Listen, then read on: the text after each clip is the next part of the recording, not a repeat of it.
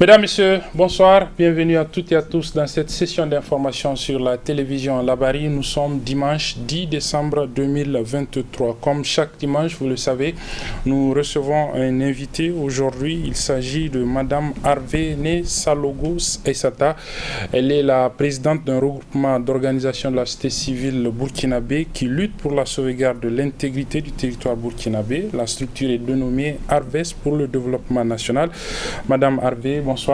Bonsoir. Merci d'avoir accepté l'invitation de la télévision Labari. Vous êtes en effet sur notre territoire ici au Niger depuis quelques jours. Vous êtes venu donc soutenir les organisations de la société civile nigérienne engagées pour la sauvegarde de la patrie ici aussi au Niger. Nous allons donc nous entretenir avec vous sur l'objet de votre visite, mais aussi les actions que vous faites au niveau du Burkina Faso dans le cadre de votre structure. Nous allons revenir à vous dans quelques instants. Comme vous le savez, ce 10 décembre, la conférence des chefs d'État et de gouvernement de la CEDEAO s'est réunie à Abuja au Nigeria en session ordinaire. Une conférence qui a entre autres statué sur la situation politique de notre pays. La conférence vient de prendre fin il y a quelques instants sur la situation au Niger. Voici les principales conclusions de cette session ordinaire de la conférence des chefs d'État et de gouvernement de la CEDEAO. Les sanctions imposées à notre pays sont maintenues. La conférence des chefs d'État demande la libération du président Mohamed Bazoum et désigne par ailleurs un collège de 3 chefs d'État ouest-africains, le Togolais Faure Gnassingbé Adema, le Béninois Patrice Talon et le Sierra-Léonais pour engager donc la médiation avec les nouvelles autorités de notre pays, ce qui induit donc la reconnaissance du coup d'État finalement par la CEDEAO. Nous allons bien sûr revenir sur les conclusions de ce sommet ordinaire de la conférence des chefs d'État et de gouvernement de la CEDEAO dans nos éditions de demain.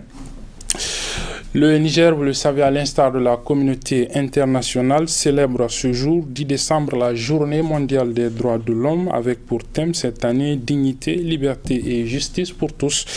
Au Niger, c'est à la maison d'arrêt de Niamey que les activités commémoratives de cette journée ont été organisées, avec pour thème national, donc contribution à l'amélioration des conditions de détention des détenus au Niger sous la houlette de l'ONG Reprodev Niger en collaboration avec les responsables de la prison civile de Niamey. Le résumé de cette activité avec nos reporters Sadou Doumi et Adamou Soumana.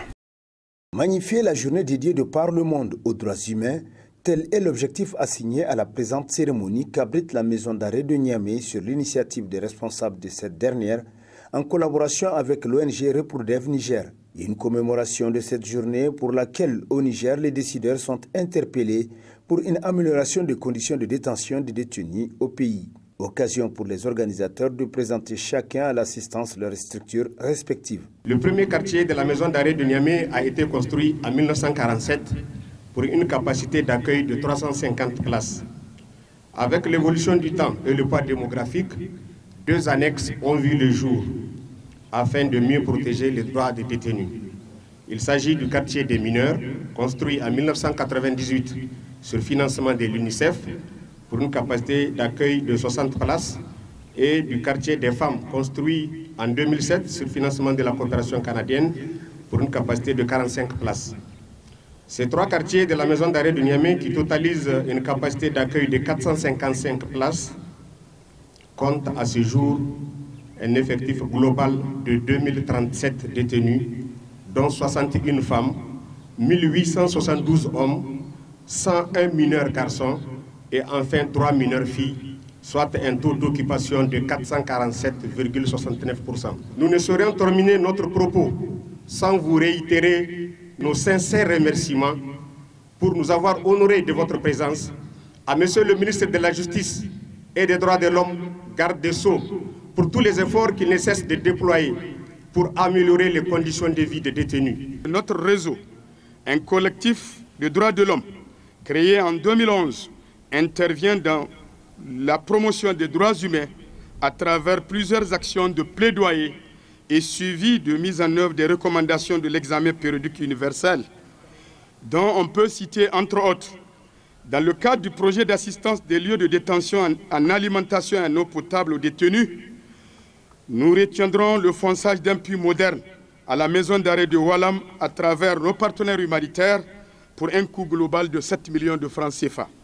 Chose qui a permis à la maison d'arrêt de Oualam de consolider et de renforcer en tout cas les acquis de leur jardin sur plusieurs hectares.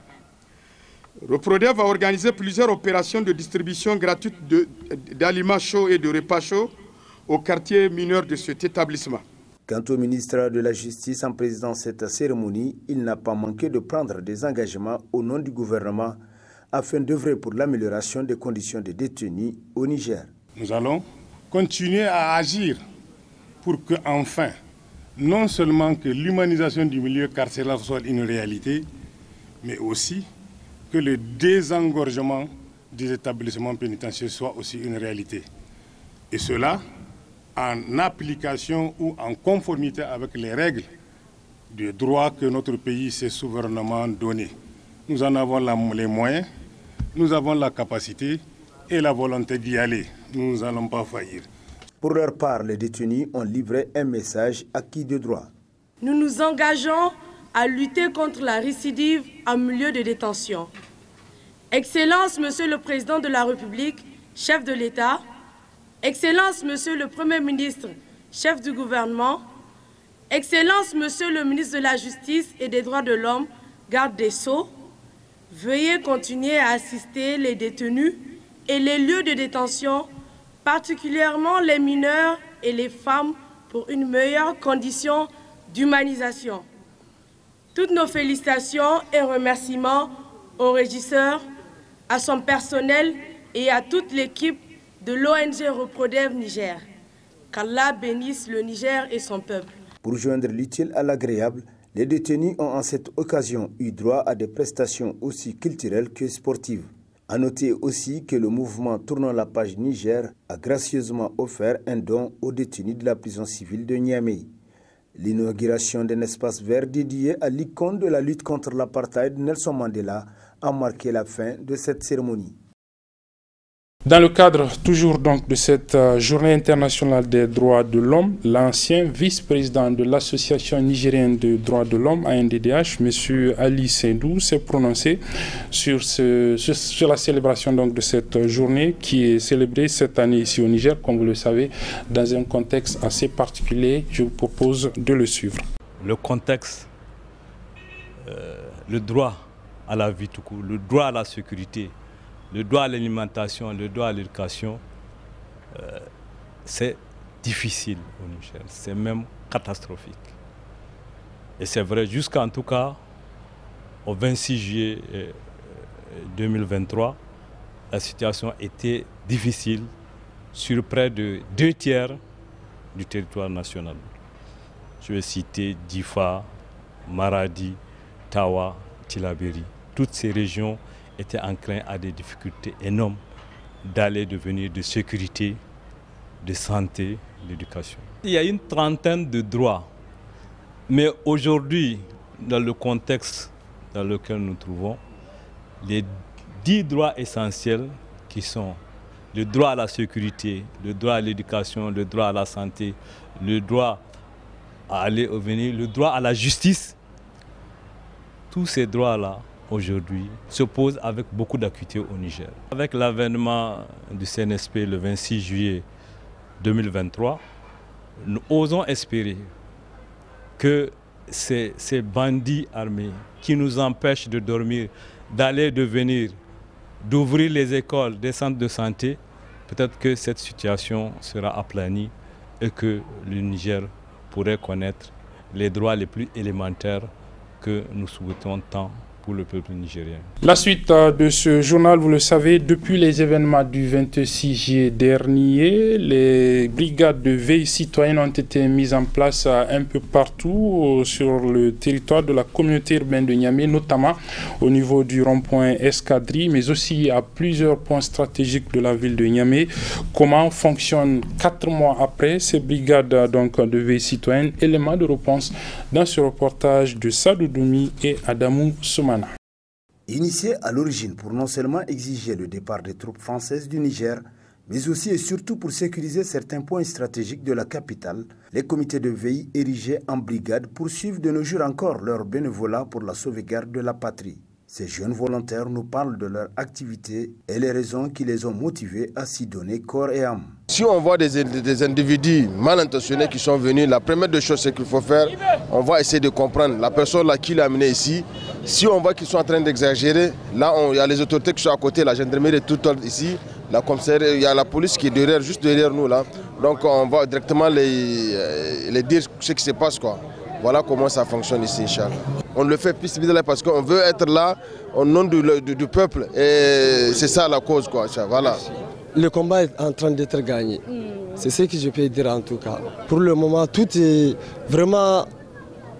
bien quoi. On remercie le Front patriotique parce que là, nous on est des patriotes, on est engagés, on n'a pas besoin de l'aide de qui que ce soit. Dieu merci, alhamdulillah, le Front est là pour nous. Et on ne manque de rien. C'est des gens qui sont vraiment engagés, qui ont l'amour de leur patrie. Ils sont prêts à vraiment défendre leur patrie au prix de leur sang. Au niveau de la place de la patrie, on est là chaque nuit. On est en train de veiller. Parce que vous n'êtes pas sans le savoir que maintenant, chaque civil est aussi militaire. Donc c'est dans ce cadre que tout le monde, c'est pour ça qu'on a eu à réfléchir sur les piquets de veille et c'est dans ce cadre que chaque nuit, hommes et femmes sont ici à la place de la patrie.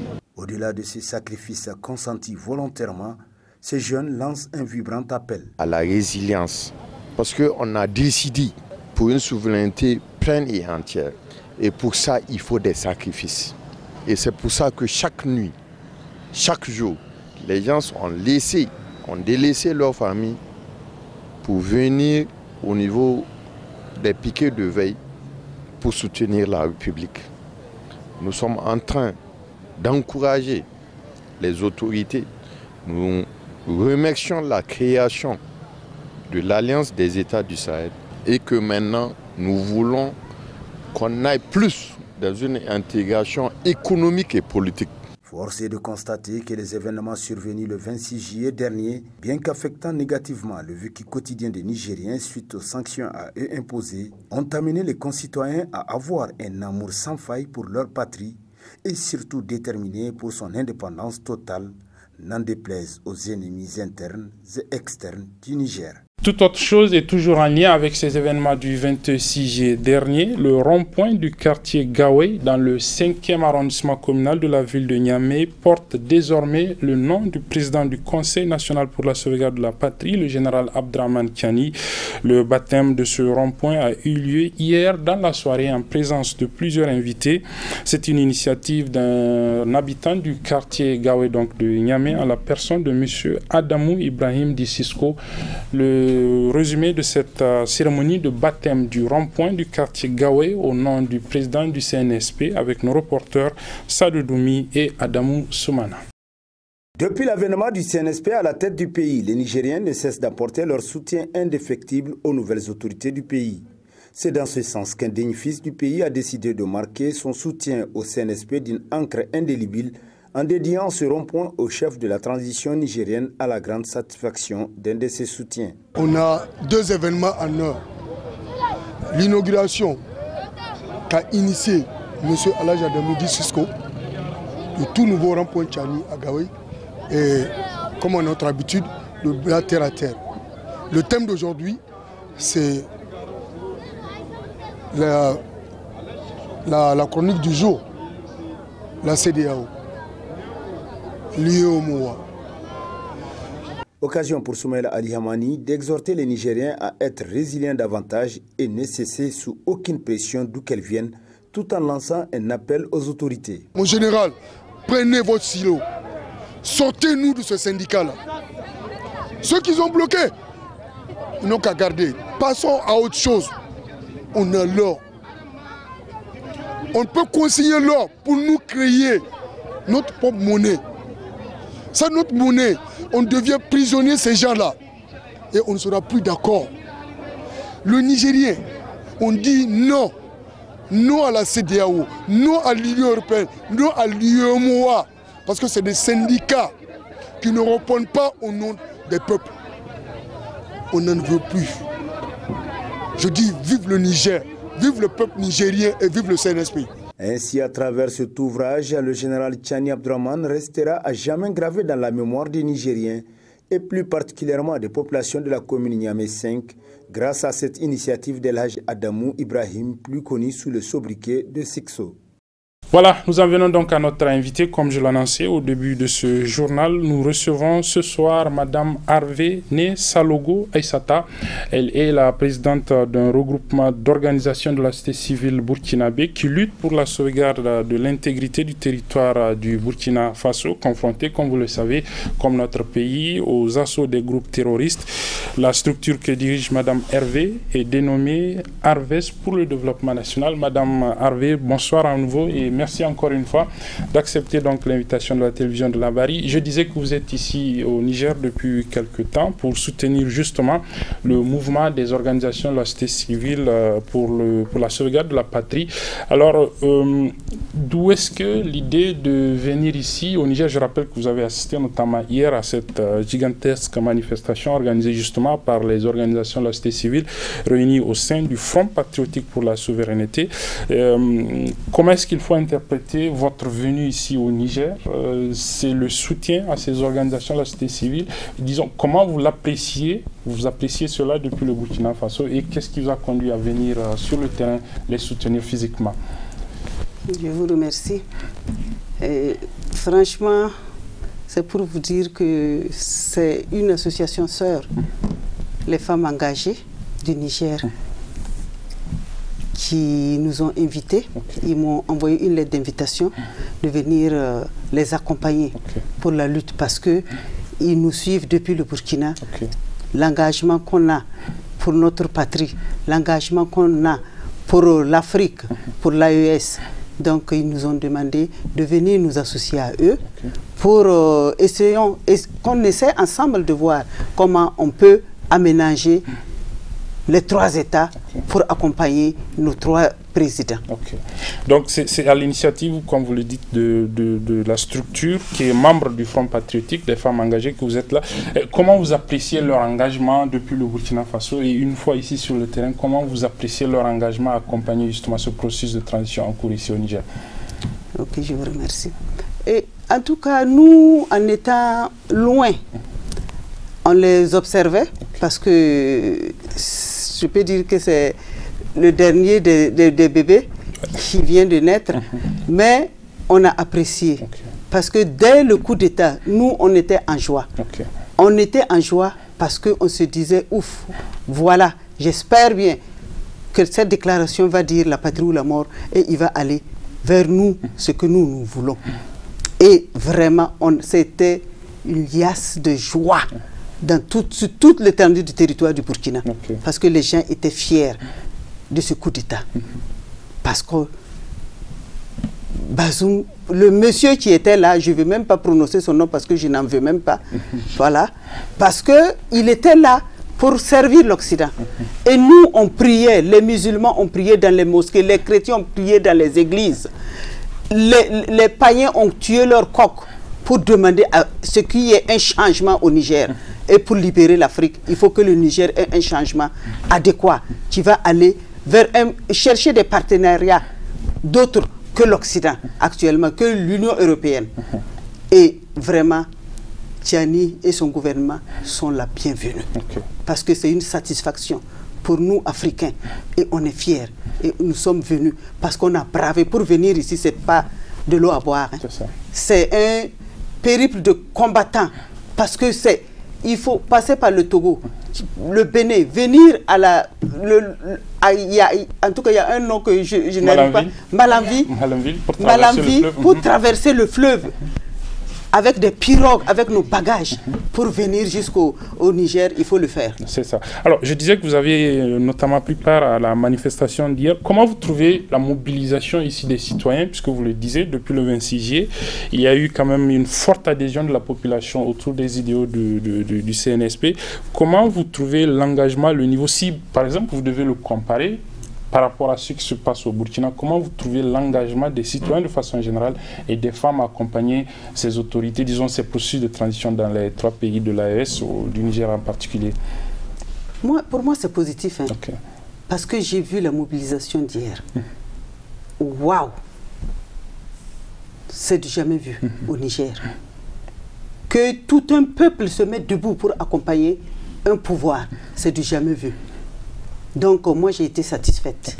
Et je demande à la population du Niger de redoubler d'efforts. Parce que cette lutte-là, ce n'est pas pour demain. On n'a qu'à encore attacher notre ceinture. Parce que la lutte-là, l'oligarchie que vous voyez, la française, là, cette junte française-là, ils ne sont pas là pour partir demain. Mais c'est à nous de se dire... Tant que vous n'allez pas vous fatiguer, nous n'allons pas nous fatiguer. Parce que la vérité est de notre côté. C'est ça. Alors, dites-nous, comment ça se passe au Burkina Faso? Puisque c'est comme le Niger et le Mali, il y a des nouvelles autorités, des autorités militaires. Comment se passe le processus de transition là-bas au Burkina Faso? Mais ça se passe très, très bien. Malgré les valets locaux qui sont sur place, qui essaient de nous fatiguer, qui perdent leur temps, nous, on les regarde, ils nous font rire. Parce que nous, cette transition-là, vraiment, tout le peuple du Burkina les accompagne. Ibrahim Traoré, on peut dire que c'est un messie qui est arrivé, que Dieu nous a envoyé. Et on en est fiers de lui et son équipe. Monsieur le DG, Yabré Oumarou, Sorgo, avec toute l'équipe qui les accompagne, vraiment, ils font du bon travail. Malgré les tentatives, ça ne nous fait pas trembler. On veut lancer un appel pour dire à l'Occident que s'ils essaient, ils vont nous trouver sur leur chemin. D'accord. Vous parlez depuis quelque temps de l'Occident, mais au-delà de ça, aujourd'hui, pour ces 3 pays en transition, quels peuvent être les défis si on considère que, par exemple, pour le cas du Niger, la France, on sait que depuis les événements du 26 juillet, il y a eu un lever de bouclier pour que finalement les soldats français s'en aillent, que la coopération militaire avec la France soit rompue et tout le reste. Mais après tout cela, vous en tant que femme, parce qu'on sait qu'il y a quand même des préoccupations, les 3 pays, dans les 3 pays où il y a eu ces coups d'État, les autorités militaires ont avancé notamment l'argument sécuritaire pour faire les différentes actions de coups d'État. Et la sécurité, on sait que les femmes sont un des groupes qui est le plus touché justement par cette question d'insécurité. Au-delà de la rhétorique de l'Occident qui empêche à ce que nos pays se développent, si on revient sur le terrain, aujourd'hui, quels sont les défis qui se posent à ces différentes autorités militaires dans les 3 pays et quels sont les défis en particulier pour des groupes vulnérables tels que celui des femmes? Merci beaucoup. Et le défi, nous devons le relever obligatoirement. Parce que quand je vous dis que l'Europe même, l'Occident, l'Union européenne même, là, qui est en train de pousser l'UEMOA à agir de la sorte. Parce que nous, on sait qu'ils n'agissent pas d'eux-mêmes. Ils agissent, ils sont manipulés. C'est nos papas, mais ils sont manipulés. Ça, il faut qu'on leur dise. On ne va pas fermer les yeux parce que notre vie est en danger à cause d'eux. Parce qu'ils sont en train de servir l'Occident. Sinon, la transition, ces 3 transitions-là vont aller de l'avant. Et nous, on veut les lancer un appel, ces 3 transitions-là. Actuellement, là, la décision qu'ils doivent se prendre, qu'ils doivent se mettre dans la tête, dans leur tête, c'est sortir de l'UEMOA, sortir du franc CFA. Point barre, c'est le peuple qui demande. Même si c'est des pierres, nous allons manger, nous allons y arriver. Si vous voyez, le Cuba s'est développé. Actuellement, les médecins cubains sont recherchés dans le monde entier. L'embargo, c'était combien d'années? Ils se sont développés eux-mêmes et trouvé des stratégies pour aller de l'avant. Et c'est comme ça. Ils pensent qu'en nous faisant des embargos, ils pensent nous faire du mal. Mais non, ils nous apprennent comment nous allons nous développer pour trouver des stratégies pour nous en sortir du trou. Et nous allons nous en sortir parce qu'on a des grands éléments ici en Afrique. Ok, est-ce que justement dans le cadre de vos différents mouvements, puisque vous parlez de stratégie, est-ce que vous avez déjà commencé à rencontrer, par exemple au niveau du Burkina, les nouvelles autorités? On sait qu'il y a une assemblée législative de transition au Burkina, ce n'est pas encore le cas au Niger, on espère que ça va être aussi le cas. Est-ce que vous avez déjà donné des idées justement sur les stratégies d'adaptation pour justement, si jamais on sortait de l'UEMOA ou on sort de la CEDEAO, pour permettre justement un véritable développement en nos pays? Est-ce qu'il y a des idées déjà de propositions que vous avez faites dans ce sens? Nous, on est regroupés en plusieurs OST et on a un regroupement spécial qui est les leaders, les présidents des leaders OST. Et c'est là-bas que les idées, on échange. Donc, nous-mêmes actuellement là, si le président il est au courant que nous, leaders avec le peuple, nous voulons sortir du franc CFA rapidement. Si ça ne tient qu'à nous, demain même le président doit quitter le franc CFA. Si ça ne tient qu'à la population, parce que ça ne nous sert à rien. L'UEMOA, balayer ça, parce que ça ne nous sert à rien. C'est un regroupement d'amis qui sont là pour se servir et non servir leur peuple. Donc on n'en veut pas. Parce que la raison pour laquelle cette sanction n'a pas été enlevée, c'est parce qu'ils ont été manipulés. Et ils vont nous trouver sur leur chemin. Parce que nous, on ne va pas reculer. Ok. D'accord. On va finir cet entretien. Est-ce que, tout comme ici au Niger, vous êtes venu au Mali ou si vous avez des organisations sœurs répondantes avec lesquelles vous échangez? Et est-ce qu'il y a en vue une sorte de création, on va dire, d'une alliance des regroupements des OSC féminines, comme vous l'avez fait avec les femmes engagées ici au Niger, pour fédérer vos actions et aller raisonner dans pratiquement le même sens? Est-ce qu'au Mali aussi, vous avez des organisations sœurs avec qui vous échangez? Oui, actuellement, les Maliens même étaient invités. Les Maliennes étaient invitées, mais vu les sanctions, il n'y a pas de route. C'est compliqué pour eux. Nous, on est encore plus proches, même si ça n'a pas été facile, mais c'est un risque qu'on a pris et ça valait la peine. Voilà. Donc, on travaille en commun accord avec les Maliennes. Voilà. Donc, bientôt, nous allons nous retrouver parce que dès demain, on va essayer avec les femmes engagées ici, ce qu'on en a discuté, pour mettre les femmes engagées de l'AES sur pied. Et maintenant, un jour, on va organiser avec ceux du Mali, on va se déplacer au Mali et nous allons voir comment nous allons faire les textes pour combattre l'impérialisme. C'est les femmes qui vont se mettre devant. Et on est engagé. On n'a pas peur de mourir pour accompagner nos maris. Parce que moi, je dis tout le temps que quand De Gaulle se battait, il n'était pas jeune. Il ne se battait pas pour lui, pour reconquérir l'Europe. Il était vieux, mais il faisait pour sa progéniture, pour le futur. Donc, nous-mêmes, on est déterminés pour nous battre pour notre progéniture demain. Et on est engagés. Parce que Cabri, moi, on n'a plus peur de couteau. Parce que l'Occident, c'est qu'ils nous envoient. Ils vont nous trouver sur leur chemin. Parce qu'on est engagés. Ils parlent de jointes eux-mêmes là. Que la France, ça sert à quoi? C'est quelle France même? C'est quelle France même? France que nous, on a nourri, que nous, on a élevé, à cause de nous qui sont devenus ce qu'ils sont, et ils retournent ça en pain de singe.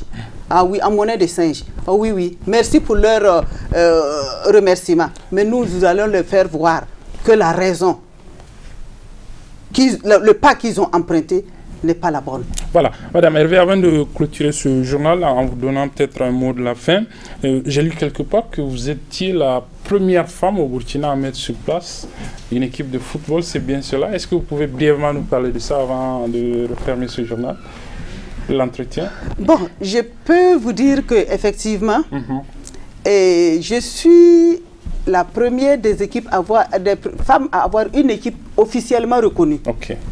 Et je suis une ancienne joueuse internationale de football féminine. Voilà. Donc, on s'est battu, ça n'a pas été facile, pour se faire reconnaître dans les années 80. On s'est battu avec la fédération pour que les femmes soient reconnues comme le masculin. Et on a eu vraiment un président qui était là, c'était le colonel Honoré, le général actuel, Honoré, qui était là, et ça n'a pas été facile, et il nous a accordé ce privilège-là. Sinon, Ça n'a pas été facile, mais on y est. Et on a vu que nos filles actuellement au Burkina Faso, ils ont pris la relève. Ah oui, ils ont pris la relève. La relève est là. Maman peut se reposer maintenant parce qu'on s'est battu et aujourd'hui on en est fiers. D'accord. Ouais. Votre mot de la fin pour clôturer ce journal sur tout ce qu'on a eu à dire ici, un mot de la fin, peut-être un appel? Le mot de la fin, c'est demander à l'ensemble des 3 États d'être solidaires entre eux, de s'unir entre eux, que seuls, ensemble, nous pouvons aller de l'avant. Divisés, nous allons perdre. Et c'est la population qui doit pousser nos dirigeants à aller de l'avant. Nul n'était notre engagement et notre détermination. Le jour, le 29 au 30, vraiment, ça allait être un gros massacre. Mais on était déterminés. Donc, je remercie le Niger. Je remercie les femmes engagées, le mouvement Les Patriotes, le président des OSC. Je leur remercie pour l'accueil chaleureux qu'ils m'ont donné, moi et mon équipe aujourd'hui, et pendant notre séjour vraiment au Niger. On a été touchés. On va remercier aussi le président de la République. La main sur le cœur. On lui dit merci. Merci parce que c'est un homme de paix. C'est un homme qui veut la vérité. Et il est venu au bon moment. Le Niger en avait besoin. Et on lui dit chapeau, qui continue parce que le Nigérien actuellement que je vois, ils sont déterminés à l'accompagner jusqu'au bout. Voilà. Donc, je vous remercie. Merci. Merci beaucoup, Madame Harvey, née Salogo Salam Aissata. Je rappelle que vous êtes présidente d'un regroupement d'organisations de la société civile burkinabé qui lutte pour la sauvegarde de l'intégrité du territoire. Le mouvement est dénommé Harvest pour le développement. Merci vraiment d'être passé sur le plateau de la télévision Labari. Je rappelle aussi qu'elle est plus connue sous le nom de la maman panafricaine. Et c'est avec cet entretien avec Madame Harvey que se referme cette édition, mesdames et messieurs. Merci de l'avoir suivi. Très bonne suite des programmes sur la télévision Labari. Au revoir.